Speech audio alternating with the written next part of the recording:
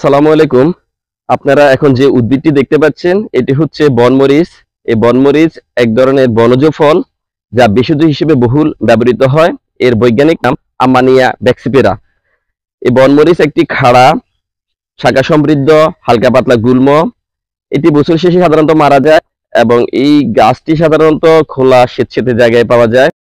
বনমরিচ গাছের উচ্চতা 10 থেকে 15 সেন্টিমিটার হয়ে থাকে। এর পাতাগুলা 3.5 সেন্টিমিটার মতো হয়ে থাকে এবং এর যে ফুলগুলা খুবই ছোট, প্রায় 1 থেকে 2 মিলিমিটার হয় এবং এর রং সবুজ ভাব এবং এগুলা ফুলগুলা গুচ্ছাকারে থাকে। এই বনমরিচের পাতা খুবই ঝাঁঝালো হওয়ায় এর নাম বনমরিচ রাখা হয়েছে বলে ধারণা করা হয়। বনমরিচের মূলত পাতা এবং ছাই ও তেলের মিশ্রণে ভেষজ হিসেবে ব্যবহৃত হয়। যাদের পাকস্থলীর বিভিন্ন সমস্যা রয়েছে তারা এই বনমরিচের পাতার রস ব্যবহার করতে পারেন। আল্লাহর রহমতে আপনারা উপকার পেতে পারেন। এছাড়া এই গাছটির পাতার রস হজমে সাহায্য করে, কোষ্ঠকাঠিন্য দূর করে এবং পাকস্থলীর গ্যাস কমাতে সাহায্য করে।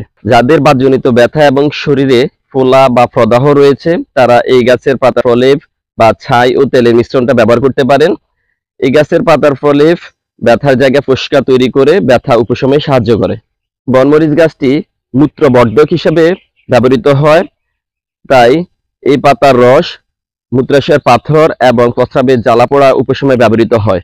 এছাড়া ভাইরাসজনিত চর্মরোগ বা কঠিন চর্মরোগে এই বনমরিচ গাছের পাতা ফুরিয়ে তা থেকে প্রাপ্ত ছাই তেলের সাথে মিশিয়ে লাগালে আল্লাহর রহমতে উপকার পেতে পারেন।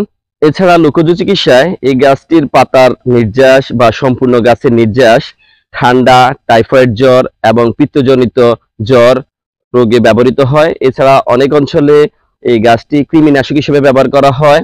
এই গাছটি সম্পূর্ণ নির্যাস, যক্ষা, অর্শ এবং প্লিয়া সংক্রান্ত রোগ নিরাময় ঐতিহ্যবাহী চিকিৎসায় ব্যবহার লক্ষ্য করা যায়।